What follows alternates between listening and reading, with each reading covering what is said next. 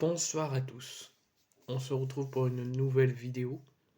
Alors, dans la générale, sur ma chaîne YouTube, je parle très rarement de l'actualité politique avec le gouvernement, avec tout ce qu'ils font. Ça m'arrive d'en parler, ça m'arrive de vous en avoir fait comme vidéo, mais là, il faut en parler parce qu'il y a du mouvement pour le pays.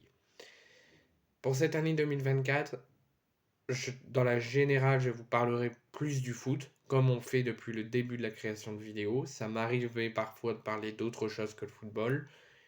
Je vais inclure le football et la politique et d'autres actualités qui concernent le pays dans ma chaîne YouTube. Vous aurez beaucoup de vidéos sur le football, comme on fait depuis le début, mais ça pourrait, comme le début, m'arriver à faire de plus en plus de vidéos hors football. Pour cette première vidéo hors football, avant de reparler au football dans les prochaines vidéos, on va parler de l'avenir du pays et du mouvement auprès du gouvernement et de la France. Jusqu'à maintenant, c'était le gouvernement d'Elisabeth Borne qui était première ministre du pays. Il y a eu du mouvement. Emmanuel Macron, le président de la République française, a fait bouger les choses, entre guillemets, dans son équipe gouvernementale. Tout le gouvernement d'Elisabeth Borne, la bonne partie, il y en a qui sont restés dans ce nouveau gouvernement qui a été annoncé il y a 2 jours. Les passations de pouvoir ont lieu et vont continuer d'avoir lieu depuis hier. Plusieurs rumeurs annonçaient que Elisabeth Borne allait démissionner et allait être démise de ses fonctions par le président de la République et que ce serait, après plusieurs noms, dont le ministre des Armées, Sébastien Lecornu, qui pourrait être le Premier ministre. Plusieurs rumeurs des journalistes à la télévision, sur Internet, tout le monde disait que ça allait changer et qu'on allait avoir un nouveau ministre, un nouveau Premier ministre, et que le gouvernement n'allait pas rester le même que sous Elisabeth Borne. Et toutes ces rumeurs, des fois, sont fausses, mais là, sont vraies. Emmanuel Macron a officialisé la chose. Elisabeth Borne a démissionné.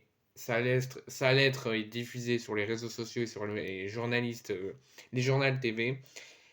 Il a mis sa volonté, après entretien avec Elisabeth Borne, de la démettre de ses fonctions et de changer de gouvernement, de faire un remaniement et de changer de première ministre. C'est chose faite. Elisabeth Borne a fait sa passation de pouvoir. Elle est partie. Elle va redevenir députée du Calvados.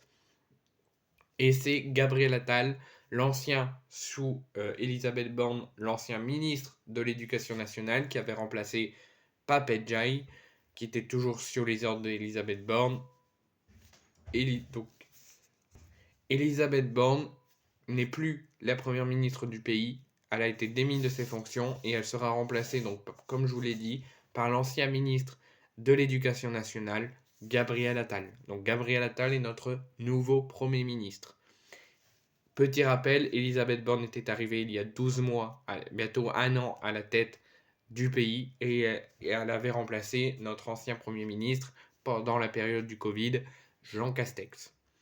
Donc, Premier ministre, Gabriel Attal en remplacement d'Elisabeth Borne. Donc, voici le nouveau gouvernement, le nouveau remaniement du pays. Et ceux qui s'en vont, ceux qui restent, et ceux qui seront donc sous les ordres de Gabriel Attal. Ministre de la Culture, l'ancienne ministre de la Culture sous Elisabeth Borne, Abdul Malak, quitte le gouvernement et sera remplacé par une nouvelle ministre de la Culture, Rachida Dati. Ministre de l'Intérieur, pas de changement, Gérald Darmanin, qui est ministre de l'Intérieur et des Outre-mer, reste à la tête du gouvernement, à la tête de son ministère.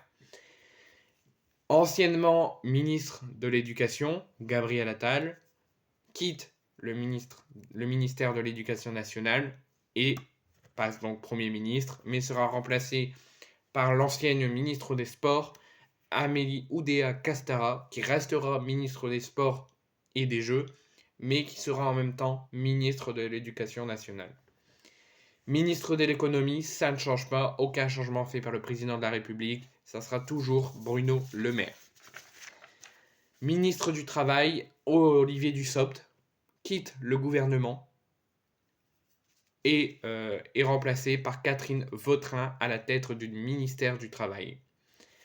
Ministre de l'Europe, notre chère ministre Madame Catherine Colonna, qui a fait plusieurs déplacements, notamment pendant les 2 guerres en cours au niveau sur le sol européen, donc à la guerre en Ukraine, plusieurs déplacements, plusieurs actions faites. Elle quitte le gouvernement et elle est remplacée par Sébastien Séjourné. Ministre de la Justice, ça ne change pas. Emmanuel Macron ne change pas ministre de la Justice et ça sera toujours Éric Dupond-Moretti. Ministre qui était chargé des relations en famille, quitte pas le gouvernement mais son rôle de ministre des relations en famille, passe ministre délégué pour la différence entre les femmes et les hommes et va remplacer Monsieur Couillard. Donc Couillard quitte le gouvernement et est remplacé par Aurore Berger. Enfin, 2 dernières informations. Donc, ministre délégué aux relations au Parlement et aussi celui qui annonce tout le temps le nouveau gouvernement dès que ça change, Franck Riester va quitter le gouvernement et va être remplacé par Monsieur Lebec.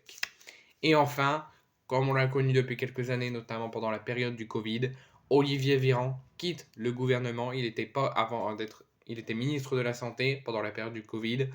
Il a quitté son rôle de ministre de la Santé, il est passé porte-parole du gouvernement, il va céder sa place et quitter le gouvernement et être remplacé par Madame Thévenot. Donc voici le remaniement de nouveau du pays, on peut pas le nouveau remaniement d'Emmanuel Macron. Donc qu'est-ce que j'en pense? C'est que je suis déçu par quelques départs, notamment celui d'Olivier Véran, plus par celui-là que par les autres. Les autres, je suis pas préoccupé. Ça fait que changer de toute façon. Mais celui que j'ai plus suivi depuis quelques mois, depuis quelques années, depuis que Macron est à la tête du pays, c'est Olivier Véran. Et le voir quitter le gouvernement, malgré que j'ai été souvent en désaccord avec les actions d'Emmanuel Macron et du gouvernement, je l'ai beaucoup suivi. Et je trouve que lui, il faisait bien son rôle de porte-parole du gouvernement et même de ministre de la Santé. Donc le voir quitter le gouvernement, je suis un petit peu déçu par le choix de Macron. Mais de toute façon, je suis déjà déçu depuis qu'il est à la tête du pays. Et j'espère que ce gouvernement restera là jusqu'à la fin du mandat présidentiel de Emmanuel Macron et qu'on n'aura pas encore d'instabilité et pas encore du changement. Parce que j'aimerais enfin qu'on ait de la stabilité pour notre chère France.